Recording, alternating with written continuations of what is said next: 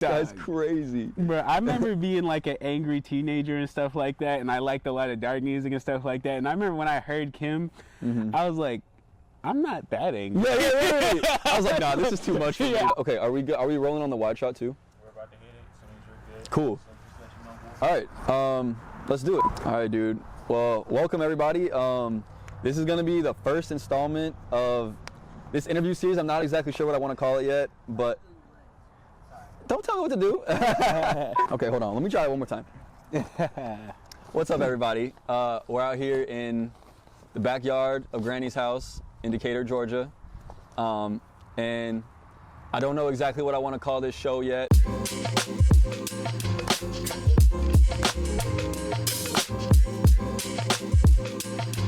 But this is going to be the first episode. And we got my man, MORPHEUS, today. Wolf, what up, man? Like, what up, bro? What's up, bro? How you doing? Yeah, I'm Chilling? good, you know. Yeah, like how are you feeling like today? I'm feeling good. I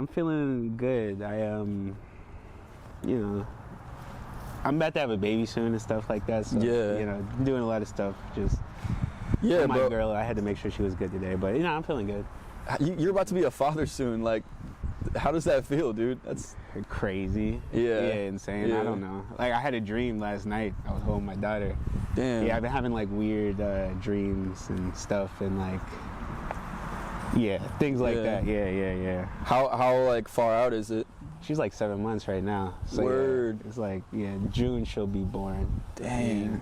We were talking off camera about like how you've been inside a lot, like basically, because when we met, like, so it was 2023 and I had just moved back to Atlanta because like I was out of town. I was in other places. My family lives in Seattle now.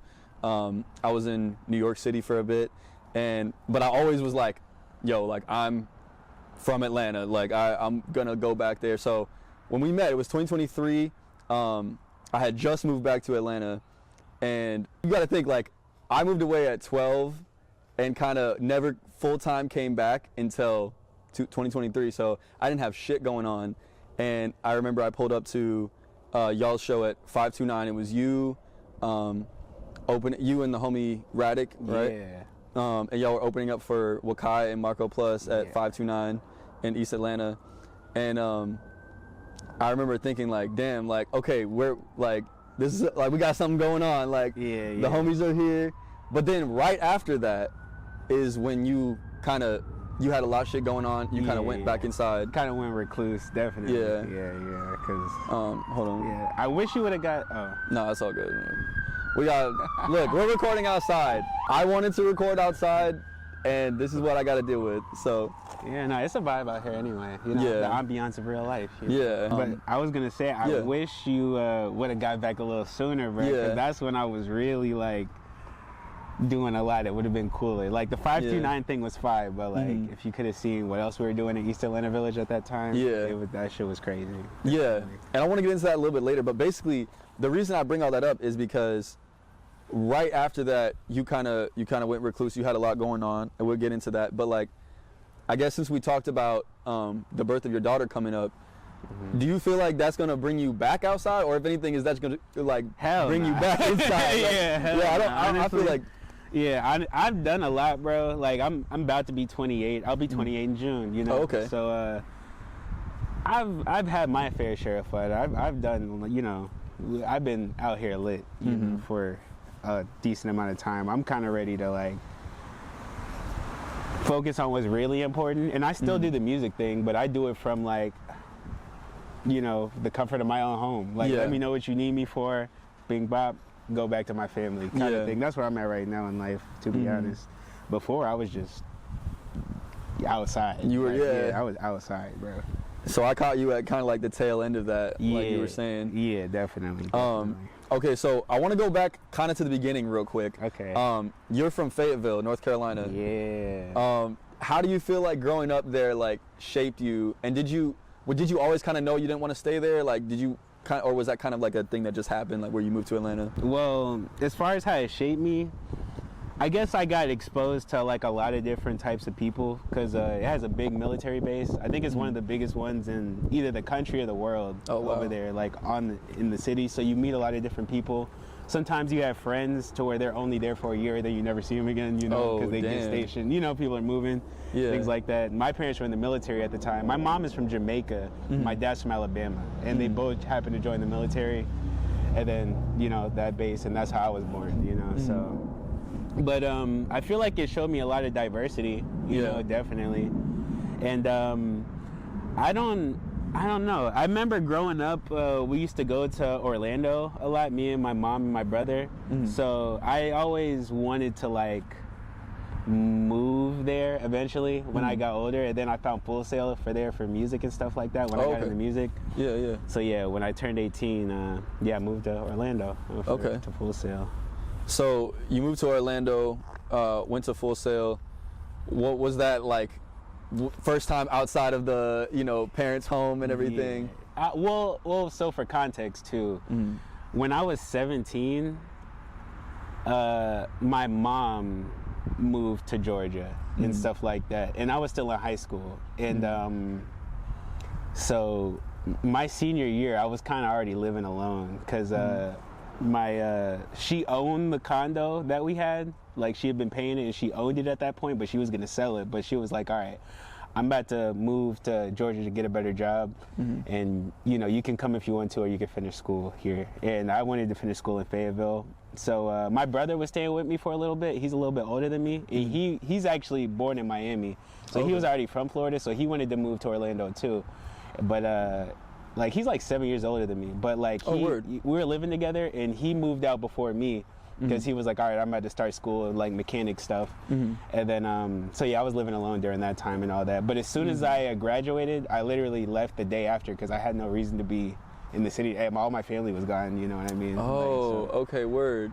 So that wasn't your first time, like, being on your own? It was different. It was like my first time being on my own outside of Fayetteville, where I'm from. You know what I mean? Because even when they left, I still knew where to go everywhere. You know what I mean? But like in Orlando, it made me realize how small Fayetteville was too. I didn't realize, like, because you know, you just grow up there and stuff like that. Like, I've lived like, I guess in Alabama at a certain point, but that's not that much bigger, you know?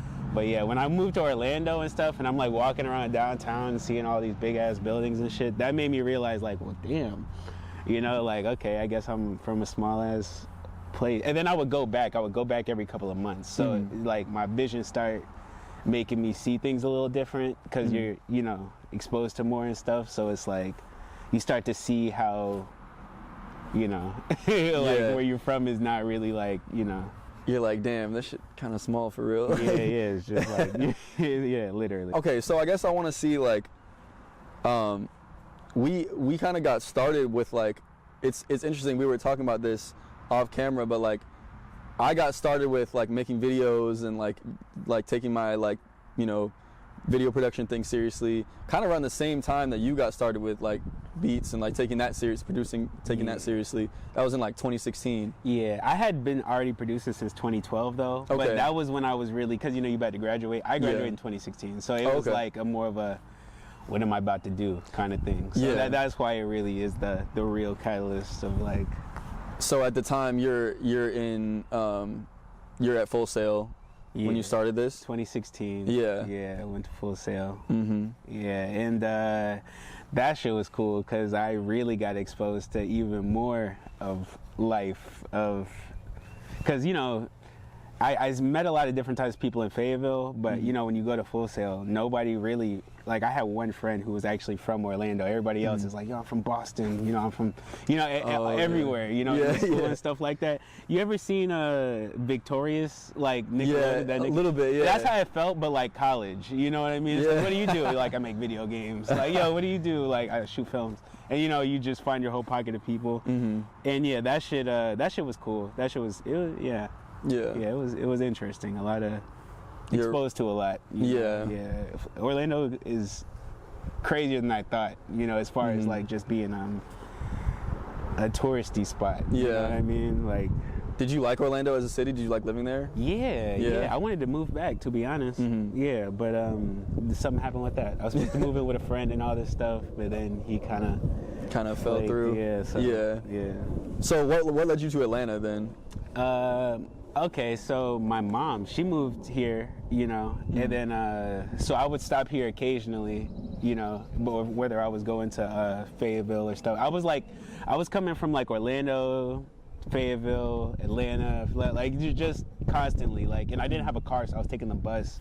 Oh shit! And, yeah, the Greyhound? Yes, bro. Yes. I know something about the Greyhound, bro. Yeah, it was Oh that God. was my life at that time and stuff like that. And then I remember I dropped out of college and stuff, and because I was just doing terrible on the.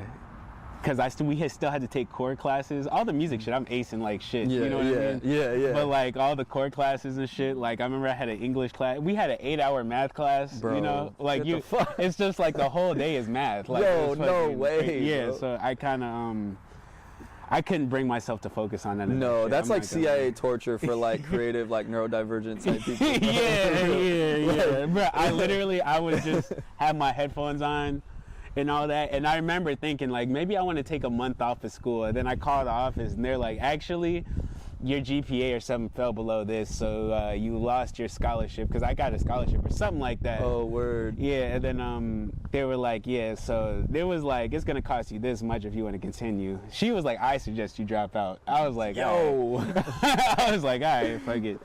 So then I go to move here because my mom's here. I'm like, fuck Okay. it. And you know, I guess I could have stayed in Orlando because my brother lived there too at that time. We didn't live together, but you know, he was there. Okay, yeah. Yeah, but I moved to Atlanta. I get a little job. It was really Snellville, actually. I get a little job okay. at Walmart and all this stuff.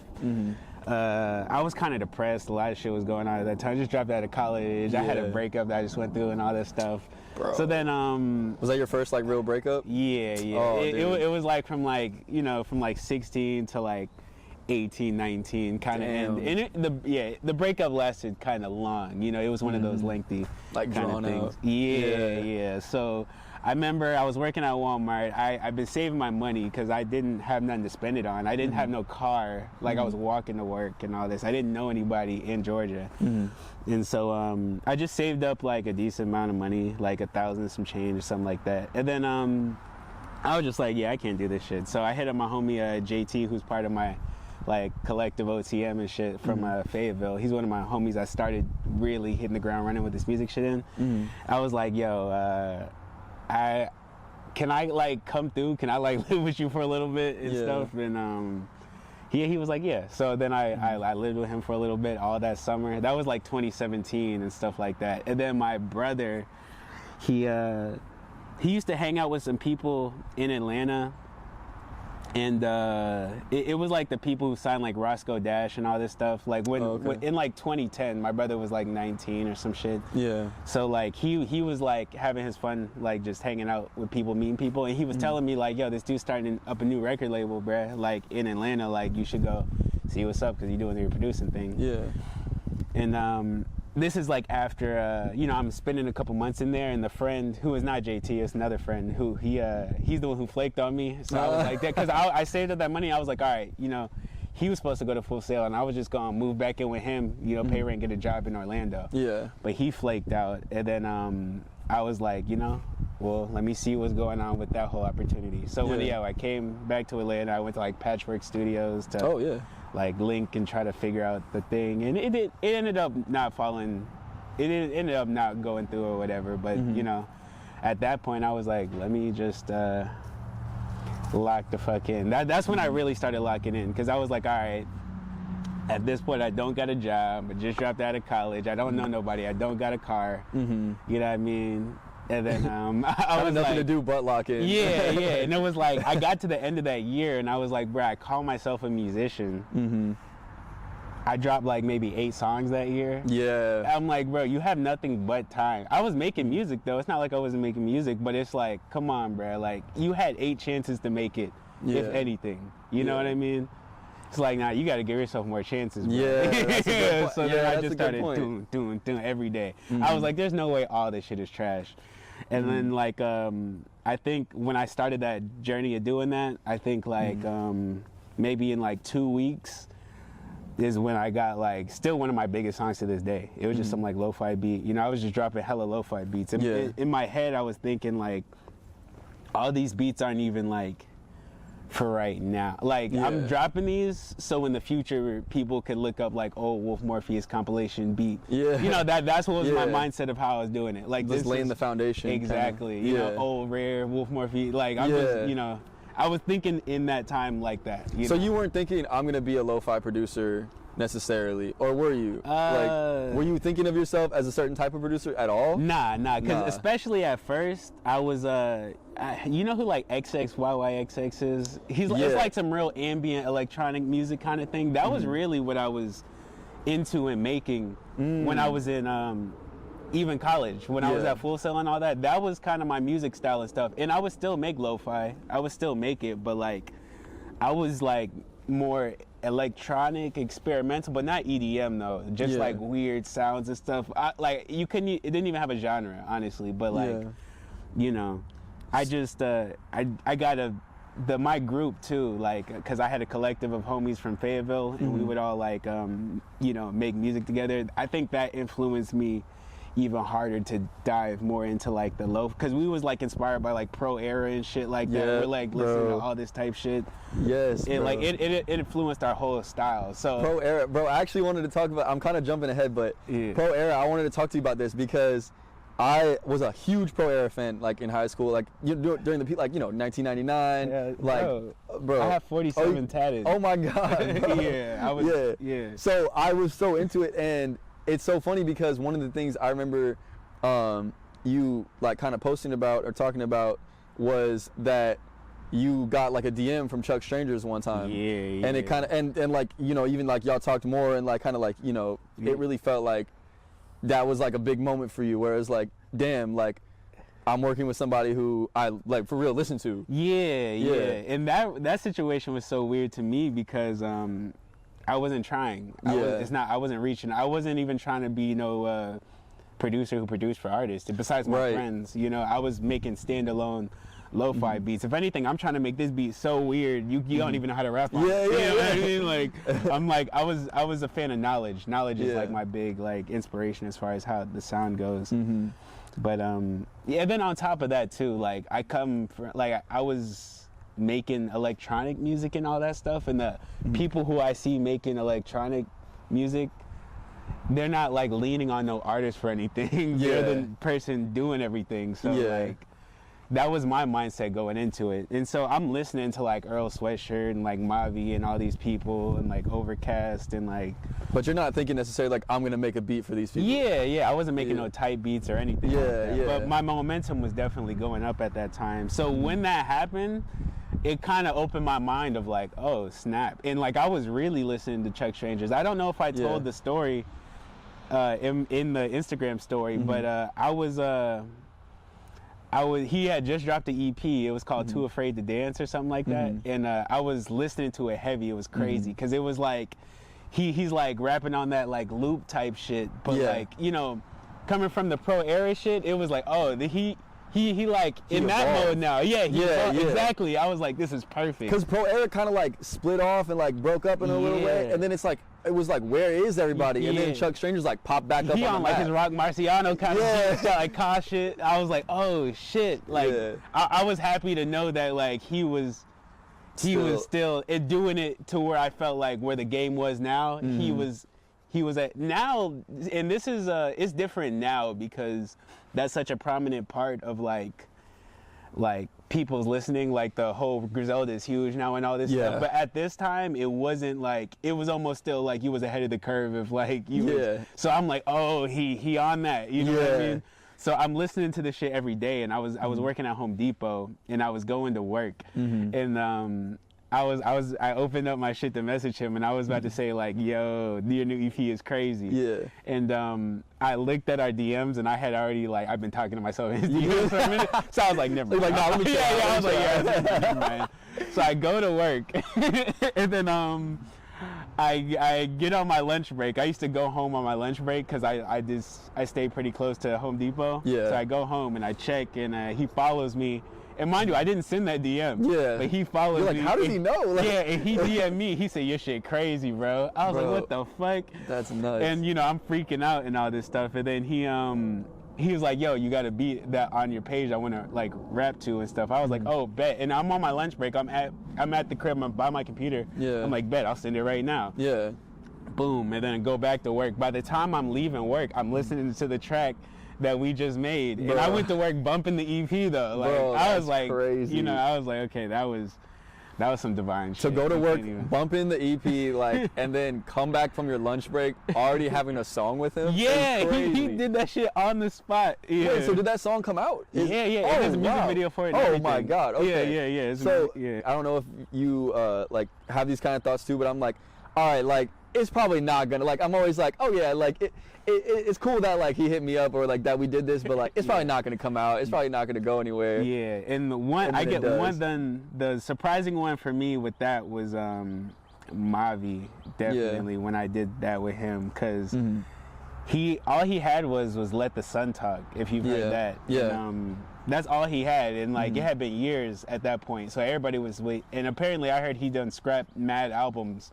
You know what I mean? Yeah. And he just happened to, the one that I worked on is the one that happened to come out. You know, I was like, oh, that's crazy. Was it more just like, oh damn, like I got to work with somebody who I listened to, that's dope, and it was it, or that was kind of it, or was it kind of a moment of like almost like legitimizing, like, okay, this is something, like I got something here? Yeah, nah, I knew I had something here. Word. Because I already, mind you, I already had like millions of plays already before anybody reached out. You know what I mean? I already had a decent like just off beats foundation. Yeah, exactly. Yeah. So it just made me realize that I wasn't separate, you know, because I looked at it like they might look at this as some lo-fi to study to type shit. They might not, you know what I mean? Right. It made me be like, oh, okay, you know, they see.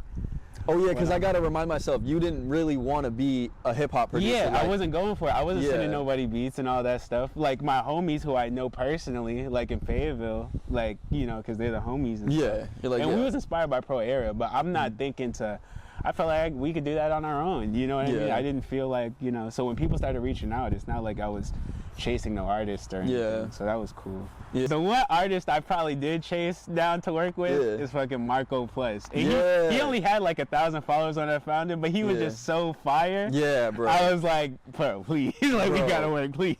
Honestly, like, can we talk about Marco Plus for a second? Because He's bro, the GOAT. he's the GOAT, He's bro. really that good. Like, He honestly, is. like, bro, he wasn't, before he was ever signed or anything like that, but he was my favorite as soon as I heard him. You know? And yeah, you know, we got cool, we linked up and stuff, you know, and shit, we just been working ever since. That's a crazy moment because Marco Plus was somebody that when I discovered him, like, this was right around the time when I was coming back to Atlanta, and I was like, you know, I was like, everybody who knows me knows I always talk about being from Atlanta. Like, I was always like, yo, Atlanta. And when I came back here, that's when I discovered Marco, and he was like this dude from Atlanta that's fucking snapping, bro. Insane. Like, going insane. Like, yeah, he's the best to me personally. Like, I'm not gonna, like, just if I'm breaking it down objectively, you know, when you just try to like look at music, just his hook game. Like, I was like, dang, it's so rare to find somebody who hook game is so crazy on some like boom bap shit. You know what I mean? On some like the hook craft and all that, and then he could freestyle and do crazy. You know what I mean? yeah. Yeah. My first time working with him, I'm not gonna lie, it took like 11 months. I'm not gonna hold you. Like, it took 11 months. I was trying to get a feature for my my project I was working on. Yeah. It was one of the projects. It was after Frequency, you know. Okay, Like, it was when I started, because after I had the Mavi co-sign and stuff, a lot of people from everywhere started like reaching out who were already on some underground shit, who had a buzz, you know. And so I was like, okay, I have an opportunity to do something here. Oh, shit. Oh, You're scared of bees? bees? No, not saying there's anything wrong with that. At least it wasn't a wasp. If it was Okay, a wasp, right. I would have hopped up. Right? Yeah, that's okay. We can stop the interview. Yeah. No, but yeah, like, so a lot of people were reaching out after the Mavi thing. Like, certain people who, you know, and with Kai, he was actually one of those people too. Now I'm thinking about it. But it was more so the Overcast cosign that did that. But so I was like, all right, I have an opportunity here. You know, everybody who is like on this rising level, I could do some Alchemist type shit and get them on their shit. They reaching out, you know. Yeah. And Marco wasn't necessarily one of those people, but like, I found out about him through Mavi, and I just thought he was so sick Yeah. I was like, bro, please. And like literally, it took like 11 months. Of just like of trying to get him to hit you back. Yeah, basically? no, he was hitting me back. Yeah. He was hitting me back, and he was down and stuff. But Yeah. it just took so long. And then they had a show. I remember the first time we met, they had a show, and I pulled up to the show, and you know, he seen me, and he just walked up. He's like, "Well, Morpheus," you know what I mean? And he's like, "Yo, it's nice to meet you, bro." You know. Yeah. And then it still took a little minute after that. Oh shit. Light down. It's okay. We'll get that. You mind fixing it, Nuri? Yeah, it's all good. It's okay if you're like on camera. It's fine. Okay, so going back a little bit, you started as a SoundCloud, in the SoundCloud era. Like 2016 was like the SoundCloud era. Yeah. Like, how do you feel like? Because we were kind of talking about like, you know, you blowing up on TikTok, and now you're like doing the thing on Instagram. Like, how do you feel like the landscape has changed of like trying to get your shit out there? Because like people don't really go on SoundCloud and like dig for stuff anymore, I feel like. Yeah, that's a good question, bro. I'm not gonna lie. If I told people what I did to get on, like you can't even do that shit no more. Yeah. You know, I really blew up off of YouTube, to be honest. Oh, okay, you know? yeah. Like, but I was off the lo-fi. Yeah, I was dropping on SoundCloud, but like literally, what I would do is I would drop a song a day.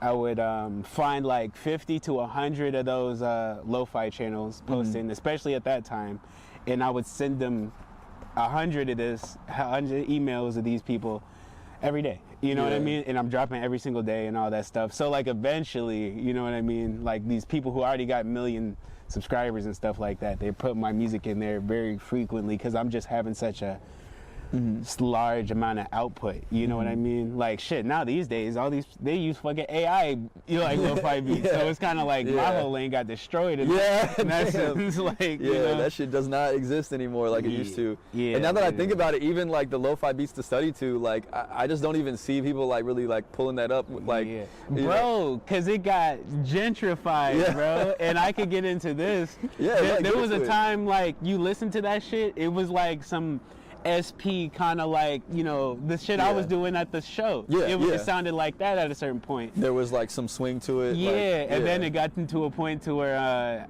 and I noticed it because they stopped taking my music because I'm using samples. They like, no, we're trying to make money off of this. No samples, because then our videos aren't going to be able to be monetized. So then it turned into like a lot of like people from like Montreal, like low key playing like, who play guitar and shit, playing some like indie rock shit over like a fucking break beat. And calling that shit lo-fi, and that shit is a way different vibe than what we was doing with the fucking, you know. Yeah, that shit changed the game, for real. And I noticed it because it affected me directly, you know. I was like, okay, well, I don't got the YouTube thing anymore. And this shit, probably about like 2018, it was like this. Like 2018, 2019 is when it was like, all right, they not fucking with me that much no more. You know, like the dwindling, at least the biggest ones, you know, the biggest. But, yeah, that shit was crazy.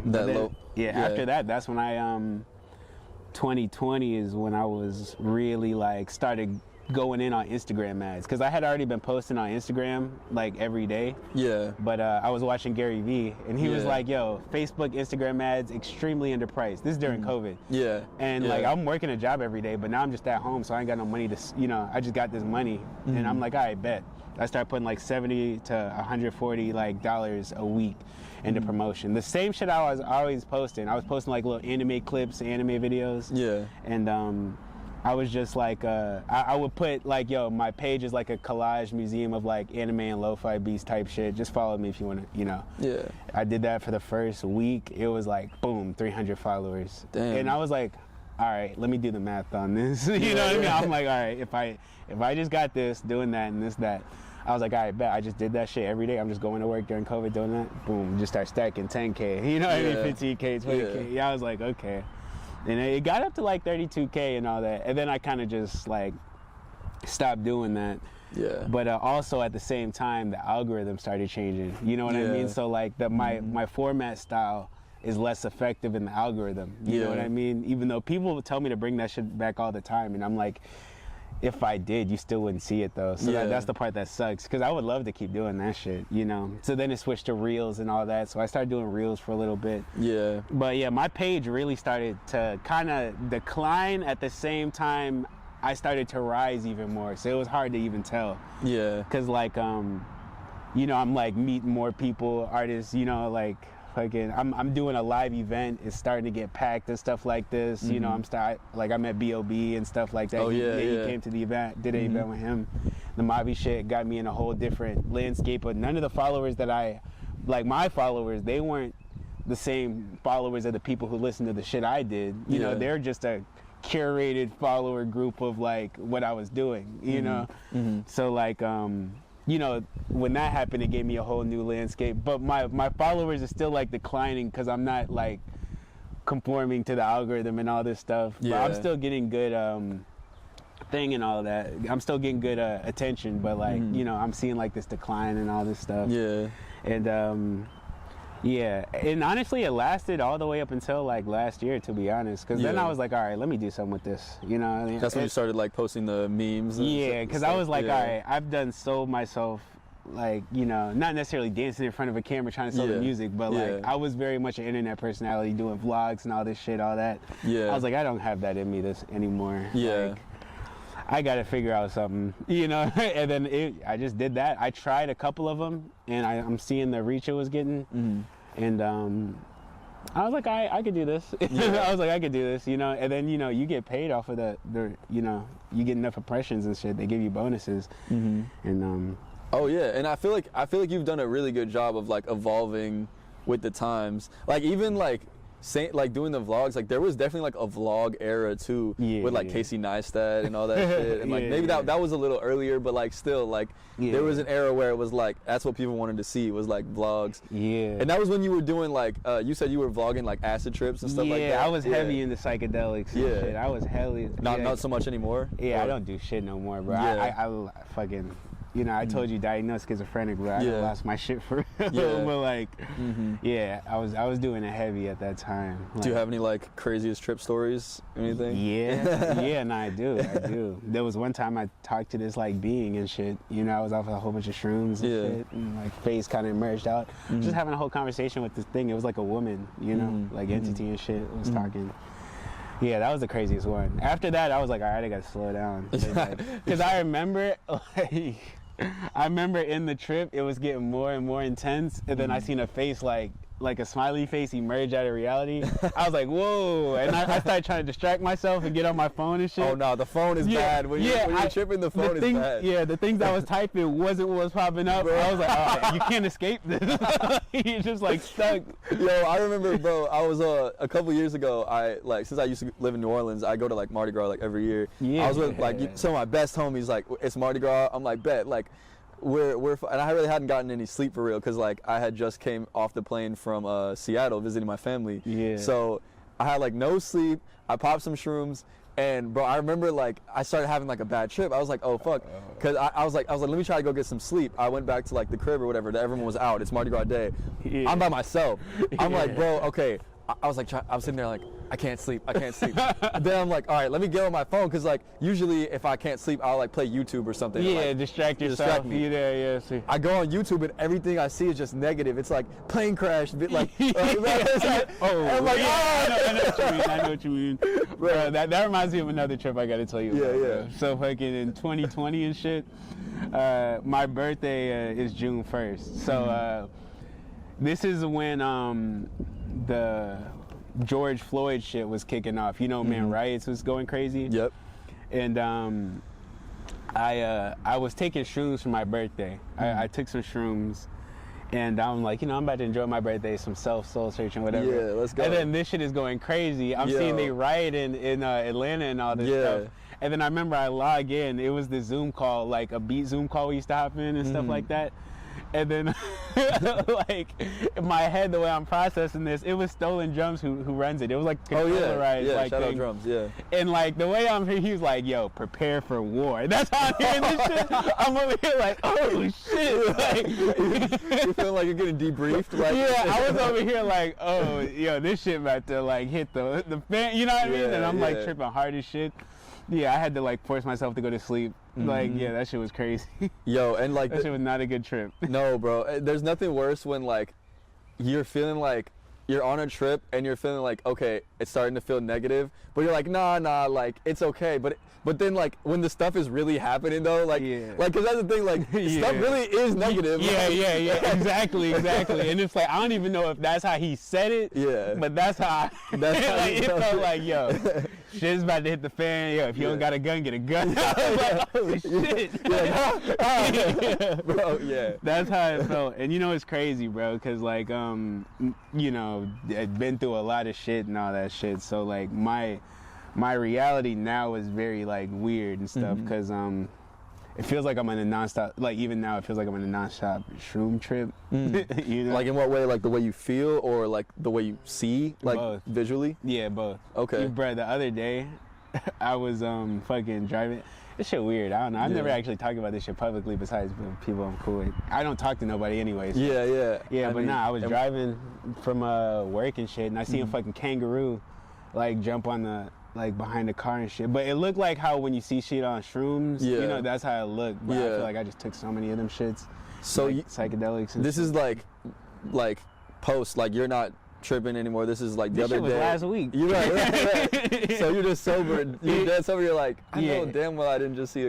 It happens a lot. I had to look up if like fucking kangaroos were ever native to North America and stuff like that, because I was like, what the hell was that? And I was like, was that like old spirit or some shit? You know what I mean? I'm started trying to figure it out, and nah, they were never in North America. Yeah. But what makes it crazy though is I was with my girl a couple days later, and she ended up taking me on a surprise. She took me to some zoo, and I ended up actually seeing kangaroos in real life. Like, oh shit! Yeah, I was like, oh wow, that's actually crazy. Like, yeah. You're like, okay. And we didn't know they had kangaroos. You know, it was like how did they get kangaroos? Yeah, it was one of those you drive in your regular car, and it's like those, like they got ostriches and like deer walking up to you, and you can feed them out your car and out stuff the window. like that. Yeah. Yeah, but before we was about to leave, they was like, oh, they have an area you could just walk in, like an actual zoo. And then as we was walking in, the last thing we seen was some kangaroos. I was like, oh shit. You're like, yeah. Okay. And like we're kind of like coming to the end, but I wanted to like get serious for a second and ask you about like, so you did like say, we kind of mentioned it and touched on it a little bit, and we were talking about it earlier about how like you went inside like, and we're kind of like a recluse for like a long time. Yeah, like, still to this day. Yeah, like you still are. Yeah. And do you want to talk about like what it was that like kind of led to that? Yeah. Like, yeah, no, for sure. Yeah. Because you know, I guess people are probably curious too, and especially because like literally I don't talk to nobody. Bro. This is probably the first time like a lot of people in your even life my are, like, close homies, bruh, like they probably gonna hear this and be like, oh, this nigga still got a voice, you know, like because I literally.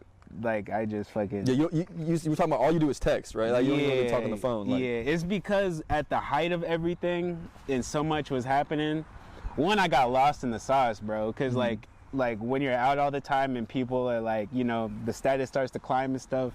You just get free drinks. You get free like fucking weed, like free shrooms, all this shit. You know, so you easily to get lost in the sauce. Yeah. And everybody's hit me for everything all the time, like, and I had real life shit going on too, you know, like my mom and shit, my brother, and like everybody's just like constantly hitting me, asking me for something, like, and it got to a point to where like I kind of just like fucking like lost it a little bit. But what really made me reflect is because when I went to jail, because I was driving home. I was DJing a gig, and I was just feeling a little out of it that day. So I didn't even finish. I left before my set even started. Yeah. So I was driving home. It's like 4 a.m. though, you know. So it's 4 a.m. and they blocked the whole highway off. Damn. And it's like the winter time, so I have the heat on and I fall asleep because they blocked the highway off. It's 4 a.m. You're chilling there for like. Mad long. Yeah, cop knocks on my shit. He's like, yo, you know, they make me do the walk test. I aced all of it, you know what I mean? I wasn't drunk, but damn, my voice cracked. I wasn't drunk. No, it's like, damn, bro. It's like, if you need a moment. Like, cop knocks on your window. Yeah, I do all the walk tests and all that. But I blew under the limit, but since anything came through, he just locked me up. And this is December 23rd. Yeah. So, yeah, I was stuck in there because Christmas and all that. And all that. So, you couldn't get like like booked out or whatever. Like, Yeah, so this is a month after we met. This happened. oh my God, I didn't even think about that. Yeah, This is literally, oh wow. Yeah, so yeah, Wow. So then I fucking Yeah, did so all that. that's why, because I met you and then I'm like, oh, that was cool. I met this dude and I like never heard. A month from later, you. I just Yeah. got fucking just in jail. Yeah, so I had to spend a couple days there and all that. So But then after that, I was just like, my nervous system was a little fucked, you know? Yeah, Like, I yeah. didn't want to be around nobody. I was mad, like, eerie about people and shit, you know what I mean? Yeah. And like, yeah, I didn't. That was just super recluse. I tried to go out a couple of times after that, but I just didn't feel comfortable being around so many people and shit, you know, Yeah. anymore. Like, I kind of Yeah. started developing anxiety, which I ain't never really dealt with before. Yeah. And yeah, so then it was like a long, but even when I got out, it wasn't immediate like that. I was Yeah. like still smoking and drinking a lot, like every You're day. trying to get back to like your life. Yeah, right? but that's It's just like not working. me drinking every day wasn't normal. I was definitely a pothead for real, but Yeah. like me just smoke. I was like fucked up trying to figure out what the fuck was wrong with me, and then I really just lost my shit one day. Like I took some shrooms one day, Yeah. and I smoked some sativa, and then Yeah. that I had like damn near a psychotic break, like out of Yeah. nowhere and shit. And that's when I was like, I gotta figure out what the fuck is going on, like, cause this is like, you know, that's when I was like, all right, I need some like actual professional help or some shit like that. But it's crazy because I was able to quit weed like cold turkey and Yeah. stuff, and that was always the hardest thing for me. I've done a decent amount of drugs. That one is the one that was like had a hold on me. Yeah. And yeah, after that though, I remember I smoked a joint and I went into the woods and I like my brain was like I couldn't tell where I was for real, and then I saw like I could tell like, okay, it made me realize how fragile the brain was, and I was like, Yeah. okay, if I keep doing this, I'm gonna be like the dude on the side of the street you see. Like I saw it so clear, Yeah. like I see how people end up like that. And then after that I just stopped smoking. Dude, honestly, it's so crazy. Like recently, like very recently, I've been dealing with almost a similar thing. Like not so much like crazy life event that led to it, but one day I was just smoking and like I started having like bad intrusive thoughts and stuff and started feeling Yeah. like, damn, I think this is affecting my mental a little bit. Yeah, And bro. I'm like, I've stopped smoking. It was easy. It was kind of easy to like, and that's like my number one coping mechanism. Like, I'm still trying to find Bro, another one, but that's how I was, bro. I'm not Yeah. gonna lie. I was started fucking smoking cigarettes for a little bit and shit. yeah, I had just to have stop something- that shit. Yeah, because I Yeah. just like fucking smoking and shit. Yeah. That cigarettes probably way worse for you than weed and shit. Yeah. For real. You But know, at least it like, doesn't affect your mind like that. Yeah, Yeah. exactly. But Yeah. I had to stop that shit. I got like nicotine gum now. Yo. But yeah, I got some in my pocket right now. What Like, flavor you got? You rocking It's with just the like mint. Yeah. But like, you know, I had to stop that shit because I was started smoking so many fucking cigarettes to where like I remember I was helping my mom move out of her house and stuff, and I was like, I went outside to smoke a cigarette. And it's the morning and all that, and I did that shit, and I immediately felt worse. Yeah. And I was like, I gotta stop doing this. Yeah, bro. I was like, that don't make no sense. I just went outside to make myself feel worse. Feel worse. Yeah. Yeah, You're so- like, damn, what am I doing this for? Yeah. So I stopped. You know, it's usually easy to stop once you see the clear fucking negative effects or whatever Yeah. the fuck, you know. Sometimes it can be hard because with weed, it wasn't like that. I had way negative effects. My lungs been fucked up. I got asthma and shit. Yeah. I've been super fucked up. But like the mental thing, once it got there and I seen like, oh, I could actually go crazy. Yeah. But I know what you're talking about, bro. And like you better off, like, I don't know how you deal with it now or whatever, but I would say you better off stop it right now. 'Cause Yep. I'm still, that shit you talking about, I'm still dealing with the lingering effects of that. But it's like psychedelic too, though. You know what I Yeah. mean? Like I get like fucking, but I've always been a little, I feel like susceptible to that type shit. Yeah. You know, because even when I was Definitely. doing psychedelics a lot, when you just do shit like that, life just bends a little bit. When you're in that wave a lot, Yeah. you know, sometimes there's levels of like, you know, I know how to handle it. Like I would just Yeah. be chilling during that time, like you see a fucking dragon, Yeah. but it's just like, You're like, oh shit. yeah, like, you know, it's like but like, you know, it got to a point to where it was too much for me. Like my regular reality was too much. Yeah, bro. So that's when it got like, okay, I gotta fucking do something. But yeah, what made me just stop talking to everybody is because like I just wanted my own thoughts and my own decisions to be my choice, you Yeah. know? And sometimes when you talk to people all the time, if I'm looking at like a stringing thing in my life, it's like you know, people try to almost coerce and persuade you to do so many things and all this stuff. And sometimes I just want to be in my own energy to know that, like, I'm not being persuaded to act in a way that I don't want to act. You know what I mean? I just want to be my full self, you know, and I don't want to, like, have to, like, oh, yeah, you know, sure. You like, know? we were talking about this a little bit, how, like, I feel like I have a little bit, like, people-pleasing tendencies. Yeah, and I was a super people-pleaser, you know what I mean? So I feel it, and, like, I think my way of coping with that shit was just, like, nobody. Shut it all the way off. Nobody. Yeah. Like, literally. Okay, and then, like, we're about to pretty much wrap it up, but, like, I guess, lastly, like, and this is something I asked you earlier, and, like, I guess it was something I kind of wanted to ask. I've been kind of asking everybody in my life in general, just because it's something I've been dealing with a lot, especially with quitting weed. The emotions start hitting harder and everything. Yeah. I've been struggling with, like, a lot of, like, self-doubt. Like, even doing these interviews, like, there was days where I was like, man, like, nobody want to, like, really see that shit for real. Like, what am I, you know what I mean? What am I doing? But first of all, I'm so glad you're here, and, like, thank you so much for coming. Yeah, but, like, no problem, bro. do you feel like you struggle with that at all? The first time I ever dealt with that, I'm not gonna lie, I'm gonna be honest, I've been a pretty, like, confident ass person growing up, like, on some Kanye level shit. You know, I'm a Gemini. Really? Like, but, like, I've always had, like, you know, I don't know what that is, but I will say the first time I dealt with that is when I had that psychotic break I told you about. Because I couldn't do nothing. I couldn't even go outside.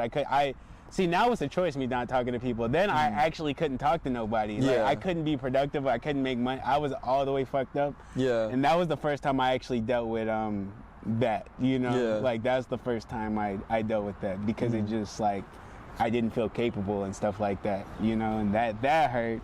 But honestly, I feel like the best way to overcome that shit is, like, if you got a stack of evidence, sometimes it's harder to, like you could feel some type of way, but if the evidence is saying if objective reality is saying otherwise, you know what I mean? Like, it's kind of like, it is what it is, you know? So, like, but that's up to you to make that stack of evidence, you know what I mean? I'm not gonna lie, my first time even dealing with that, I had that to fall back on, to at least know I had a track record of, like, I've done this, I've done that. I could say I'm gonna do something and do it, you know what I mean? Like, and I think that helped me, like, just looking back at those moments and like, literally to come back into reality and actually be able to talk to people, bro. Like, I had to, like, I had to do a lot. Like, also, mind you, my health insurance ran out when I turned 26.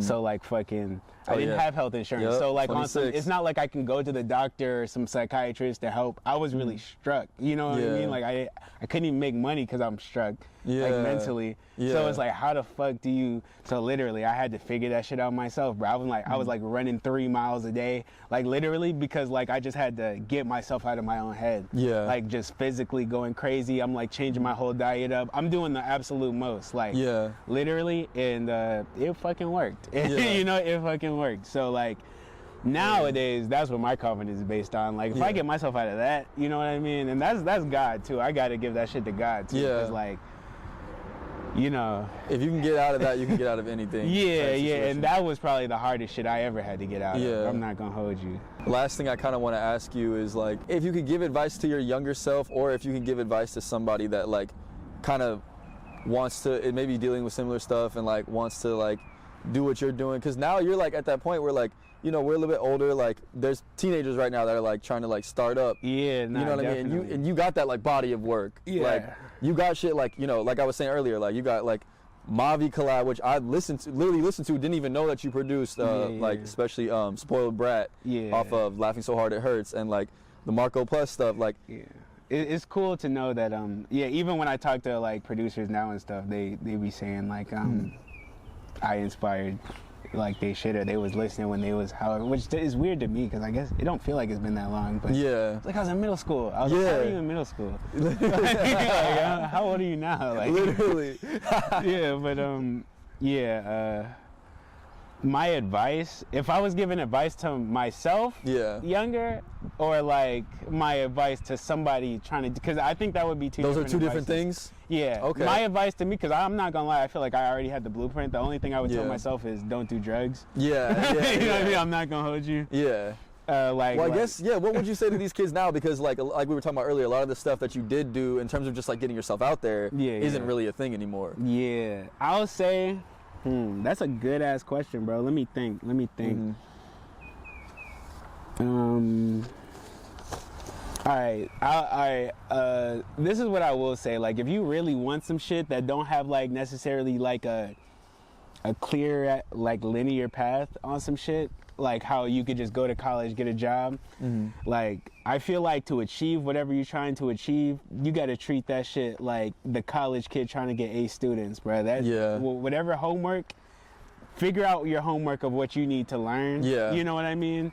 And do that homework every night. You have to do that every day. Like the same way like a college kid is like staying up all night trying to study to pass this exam. Yeah. Treat that shit the same way. You know what I mean? And like, I'll say, do more than you think. Like, don't just be in your head all day thinking of ideas. If you're not actually doing this shit in reality and have tangible real life evidence, it's like you're just like fucking getting yourself off to your thoughts in your head, like, I could do this, I could do that. Imagine. Do that shit, bro. Like, and you get dopamine from doing that too, so you gotta be careful. You could fuck around just you're just unloading dopamine, just thinking about like, I'll do that, and not even realizing you fucking yourself up. You know what I mean? Because dopamine is the thing you need. That's a fact. To even accomplish things. You know what I mean? That's the motivation force. You know, so like, don't fuck up your motivation force by just thinking. Like, do that shit and receive the dopamine from actual doing that shit. You know? Okay. At whatever level that is, and don't think you got to start off with like that much. Like, you know, like honestly, I made like a lot of these beats people heard from me. I made that shit on my phone, bro. Just chilling, like on my phone. Like, people be hitting me all the time, like, what equipment should I?